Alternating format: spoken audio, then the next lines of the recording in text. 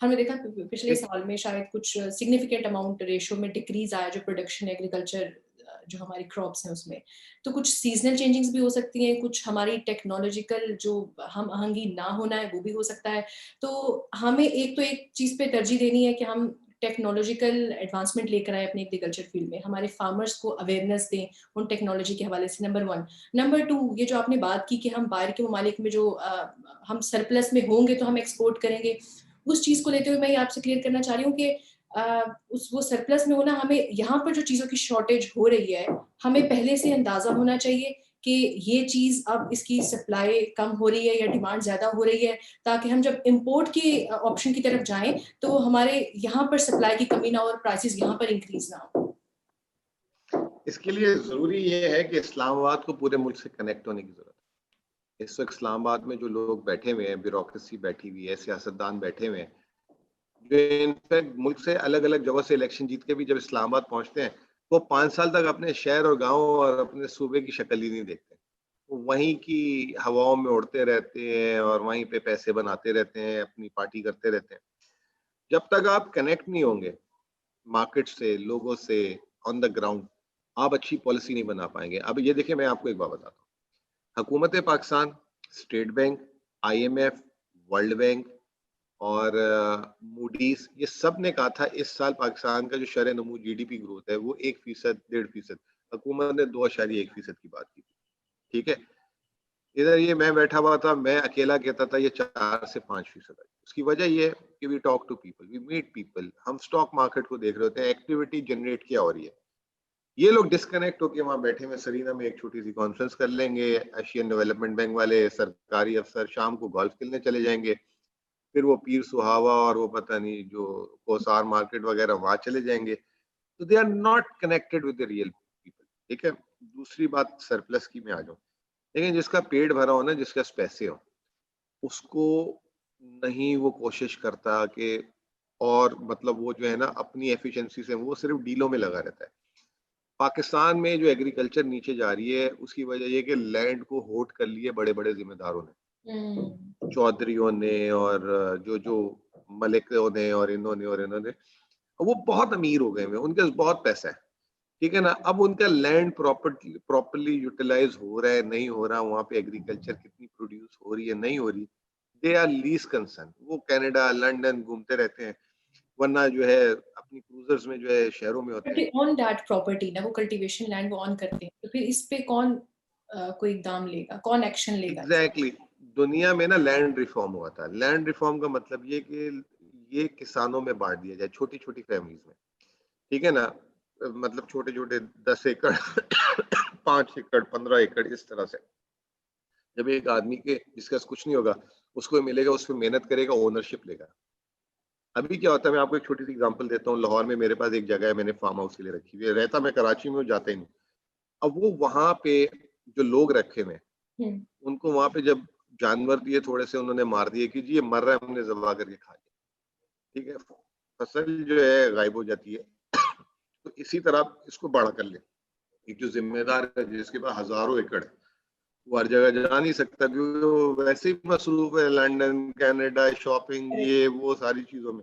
अब वहाँ पे उसने लोग बिठाए हुए हैं। वो कहते हैं मैं मालिक अगर हमने ज़्यादा भी प्रोड्यूस किया तो कुछ नहीं देगा, तो वो भी काम चोरी करते हैं। वो भी बैठे रहते हैं, वो इतना करते हैं जितनी ज़रूरत है। इसकी वजह से हमारा जो प्रोडक्टिविटी इंडेक्स है, वो नीचे है, डिक्लाइंड है। वी नीड टू हैव अगर हमने एग्रीकल्चर को रिवाइव करना है, तो हमें इसमें रिफॉर्म लाना होगा। हुँ। टेक्नोलॉजी, अच्छे सीड्स, अच्छे रॉ मटेरियल जो इनपुट है वो तो ज़रूरी है। फिर उसके बाद ट्रेनिंग एंड डेवलपमेंट कि किस तरीके से आप ट्रेन करें कि अगर एक जगह पे किसान जो है अगर 50 मन गंदम निकाल रहा है तो वो तो 70 मन कैसे हो? तो ये सारी चीज़ें जब मिक्स होंगी, पाकिस्तान का बहुत ज़रख़ेज़ लैंड है, वैसे बहुत सॉरी टू ज़बरदस्त करेक्ट वेदर यू, है। मैं आप टेक्नोलॉजी एडवांसमेंट के हवाले से बात करें, अभी रिसेंटली मेरी कुछ बात हुई, हमारे जो मिनिस्टर साहब हैं और इस हवाले से जो एग्रीकल्चर लैंड के हवाले से इसमें कैसे अपग्रेडेशन आ सकती है। तो ही वाज़ ऑफ व्यू मैंने उनको एक सजेशन दिया कि जैसे हमारे यहाँ पे NARC national agriculture research council, तो वहाँ पर जैसे बहुत सारे प्रोजेक्ट्स लॉन्च हुए हैं क्लीन वाटर को लेकर, ड्रिप इरिगेशन सिस्टम यानी लैंड की कल्टीवेशन को बेहतर करने के लिए, तो उसमें पानी आपका कम इस्तेमाल होगा, और जैसे बेशुमार ऐसी चीज़ें जो कि की जा रही हैं कुछ फॉरेन फंड्स की सूरत में और जो आपको बैक मिलती है। लेकिन उनका कहना ये था, यहाँ पर एक इशू ये है कि इसको आप कैसे एड्रेस करेंगे? वो कहते हैं ये सारी चीज़ें, ये जो टेक्नोलॉजी की हम बातें करते हैं, ये काफ़ी एक्सपेंसिव है, ये पाकिस्तान अफोर्ड नहीं कर सकता। देखिए, यही तो रीजन है। पाकिस्तान एक्सपेंसिव का मतलब क्या? आप जो है ना फाइनेंशियल एक्सेस दें सबको। गवर्नमेंट ऑफ पाकिस्तान नहीं दे सकती, तो इस तरीके से एक्सेस दें कि किसान बैंक में जाए, अगर 1 लाख रुपए या 2 लाख या 3 लाख की कोई चीज ऐसी है जिससे उसको फसल को बहुत ज्यादा फायदा है, तो वो एडवांस में पैसे उठा ले। आपको पता है ना कि फसल से 6 महीने पहले ये आड़तियों के पास जाके कर्जा ले लेते हैं और फिर अपनी फसल 1 साल पहले ही उनको बेच देते हैं। और अगर वो ना बेचें तो उनको बहुत डबल मुनाफा हो जाए, लेकिन बेचारों के पास पैसे नहीं होते, तो हुँ। पहले ही वो उधार में सारा खाद भी लाते हैं, सारी चीजें लाते हैं, ट्रैक्टर भी लेते हैं, पेट्रोल डीजल सारा कुछ, बिजली के बिल, और उसका जैसे ही उनकी फसल आती है तो वो उनको दे देते हैं, बीच में मिडिलमैन। पाकिस्तान में मिडिलमैन बहुत स्ट्रांग है और बहुत पैसा बनाता है। अगर आप मिडिलमैन को बीच में से निकाल दें और इसी किसान को फाइनेंशियल एक्सेस दे दें और वो बैंकों से जाके पैसा उठाकर जो है सस्ते दामों में ये टेक्नोलॉजी वो खुद ला सकता है, हुकूमत को जरूरत नहीं है पैसे देने की। हुँ। लेकिन दिमाग नहीं है। और दिमाग कैसे आएगा? क्योंकि वो कॉन्फ्लिक्ट तो ऑफ आपकी जो इंटरेस्ट है। बातें हैं ये सुने हमारे कुछ हुक्मरान भी और कुछ फार्मर भाई भी सुन लें, कुछ वो भी बात पहुँचा सकें। अच्छा, ये तो हमने एग्रीकल्चर इकोनॉमी हमने बात की। अभी coming back to initiatives of government, क्योंकि हमने देखा है इसको, तो मुबारकबाद उनको मिलनी चाहिए। खुशखबरी आ रही हैं पाकिस्तान की इकोनॉमी के हवाले से। जी, डिजिटल इकोनॉमी करेंगे हम, रोशन डिजिटल अकाउंट की बात की जाए, रास डिजिटल जो पेमेंट सिस्टम है उसकी बात करें। ये इनिशिएटिव्स तो अच्छे हैं। फिर हमारे रेमिटेंसेस इंक्रीज़ हुए हैं, हमारी एक्सपोर्ट में इंक्रीज़ हो रही है, मैन्युफैक्चरिंग इंडस्ट्रीज़ में इंक्रीज़ हो रहा है। इसके अलावा जो बाहर से यहाँ पर इन्वेस्टमेंट करने के लिए तैयार है, बहुत सारी इंडस्ट्रीज़ हैं, बहुत सारे प्लांट्स हैं। ये अच्छी खबरें, इन पे भी बात कर लेते हैं। देखिए, बिल्कुल करनी चाहिए। मेरे तो ये रजा बाकिर बहुत अच्छे दोस्त हैं और मतलब वी टॉक अ लॉट। हम वो जब भी ये होती है, देखिए एक अच्छी अपॉइंटमेंट, एक काबिल आदमी आपके मुल्क को चेंज कर देता है। हुँ। अब रजा बाकिर जब से स्टेट बैंक आए हैं और जो कोविड के बाद उसने जो रिफॉर्म किए हैं, ये रोशन डिजिटल भी लिया है, रास भी लेकर आ गए, इंडस्ट्री को टफ में पैसा दिया उसने, शेयर सूद को नीचे गया। इकोनॉमी इस वक्त मैं आपको ये कहूँ कि इस्लामाबाद के पॉलिसी एक्शन एक तरफ और स्टेट बैंक के पॉलिसी एक्शन एक तरफ। हुँ। मतलब ये जो इस वक्त इकोनॉमी में चहल पहल और गर्मजोशी जो है, वो Raza Baqir is the man behind it. जब वो बेचारा आया था तो बोला ये IMF का आदमी है, ये एजेंट है।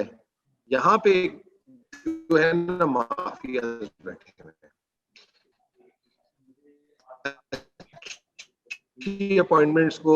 बहुत काबिल बंदा मैं जानता हूँ उसको, इज अ वेरी कॉम्पिटेंट। जैसे कि आप ब्यूरोक्रेसी ने काम नहीं करने दिया, उसने रिजाइन किया।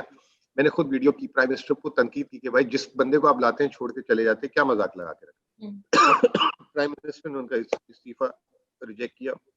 Now is back to work. We need to involve professionals, achievers, और जिनके पास माइंड है, हुँ। ये चीजें आएंगी। अच्छा, ये गवर्नमेंट ने बेचारों ने बहुत कोशिश की। शुरू में आतिफ मियां को लाया, उसको रिलीजियस रीजन की वजह से बाहर निकाल दिया गया, जी। ठीक है ना। अभी नईम बुखारी को कल रात को कोर्ट ने निकाल दिया। अगर मीडिया के प्रेशर से नहीं निकलते तो फिर इंशाल्लाह ताला कोर्ट आके कर देता है काम पूरा, ठीक है ना। तो जो जो हम ये इस गवर्नमेंट की पॉलिटिकल विल बहुत स्ट्रांग है। आपको मैं बताऊं, मैं खुद लास्ट ईयर 3 मिनिस्ट्रीज का स्पोक्स पर्सन अपॉइंट करने के लिए गवर्नमेंट ने मुझे अप्रोच किया था, हुँ। एक साथ at a time. Ministry of finance, ministry of power और मिनिस्ट्री ऑफ पेट्रोलियम, ठीक है ना। इन 3 मिनिस्ट्रीज के लिए किया था जब असद उमर वजीर खजाना थे। हुँ। मैं उधर इस्लामाबाद में भी आया हुआ था। हुँ। असद उमर को रातों रात जो है फारिग किया, और किसी ने मुझे पलट के भी नहीं पूछा कि हम आपको अपॉइंट कर रहे थे। मतलब वहां पे जो ब्यूरोक्रेसी थी, वो they don't want me to come and do work for the government और टू डिफेंड और जो भी है, या उनको मशवरे देने के लिए। रीज़न क्या थी? हमें क्या फर्क पड़ा, हम आ गए, वो वापस आ गए कराची, कोई इशू ही नहीं हुआ। हुँ। नुकसान किसका हुआ? हुकूमत का, मुल्क का। ये दिस इज़ अ सेटबैक। और हम जहाँ पर बात करें कि डिजिटल इकोनॉमी है, ये आजकल जो क्रिप्टो करेंसी के हवाले से बातचीत हो रही है, ये क्या है? हमारे ऑडियंस से ज़रा शेयर करें आप। देखिए क्रिप्टो करेंसी जो है ना, it's it's a trend, it's a young generation product, ठीक है ना, बट अभी ये टीजिंग स्टेज में है, इट्स नॉट प्रॉपर्ली रेगुलेटेड। उसी के मॉडल को रखते हुए ये जो अब आगे अभी आपने रास देखा, ये देखा, ये कन्वर्ट होंगे, कन्वर्ज करेंगे। ठीक है। कोई भी प्रोडक्ट, कोई भी करेंसी, उसके लिए रेगुलेटर चाहिए, उसकी एक मार्केट चाहिए, उसकी एक सेटलिंग एजेंसी चाहिए। अभी ये प्रोडक्ट जो है, मतलब इट्स अ ग्रेट प्रोडक्ट, ठीक है ना, डिजिटल, एक तरीके से डिजिटल करेंसी है, ये मुल्कों की अहमियत को चैलेंज कर रहा है। जैसे अमेरिकन डॉलर इस वक्त पूरी दुनिया में राज करता है, अगर ये अमेरिकन डॉलर को कोई डिजिटल करेंसी किसी स्टेज पे जाके चैलेंज कर देगी, तो अमेरिका जैसे मुल्क की जो वो है, वो एग्जिस्टेंस खतरे में पड़ जाएगी। ठीक है, ये तो आप क्रिप्टो करेंसी के हवाले से बता रहे हैं। तो इसके अलावा अगर हम पाकिस्तान की अपनी जो एक रेवेन्यू जनरेशन है, उसकी ग्रोथ के हवाले से बात करें, तो मुझे आपने वो भी बताना है कि वो रेशो क्या है, अभी आजकल ग्रोथ रेट चल क्या रहा है। सेकेंडली, डिपेंड करिए पाकिस्तान की इकोनॉमी एक्सपोर्ट पे, रेमिटेंसेस पे, फॉरेन इन्वेस्टमेंट पे। हम ऑफ द रिकॉर्ड भी बात कर रहे थे कि ये तीनों चीज़ें में आपने कहा कि रेमिटेंसेस जो है वो ज़्यादा है, एक्सपोर्ट से ज़्यादा है, एक्सपोर्ट रेशो कैसे बढ़ाया जा सकता है, ये आपने एक्सप्लेन किया। ये बताइएगा, टैक्स रिफॉर्म्स की बहुत लोग बात करते हैं कि it does not go wide, मतलब इसको डीप नहीं होना चाहिए but it must go wide. तो अभी ये बातें तो हो रही हैं, लेकिन ये हुकूमत तक बात कब पहुंचेगी कि हमें उसको डीप नहीं करना, टैक्स नेट को हमें वाइड करना है, और हम टैक्स रेशो में इंक्रीज कैसे कर सकते हैं।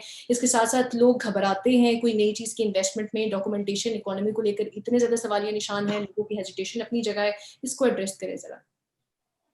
देखिए, टैक्स में कोई रिफॉर्म की जरूरत नहीं, टैक्स में सिर्फ एक चीज करने की जरूरत है, rationalisation. Rationalisation of what? Duties, custom duties, sales tax और इनकम टैक्स के रेट। जितना बड़ा टैक्स होगा उतनी बड़ी चोरी होगी। पाकिस्तान का प्रॉब्लम क्या है? स्मगलिंग। स्मगलिंग होती है ना पाकिस्तान में, जिसकी वजह से जो है गवर्नमेंट को ड्यूटी नहीं मिलती, टैक्स नहीं मिलती। जो मकामी यहाँ पे फैक्ट्री है, वो बेचारा compete ही नहीं कर पाता, क्योंकि बाहर से स्मगल होकर चीज आ जाती है।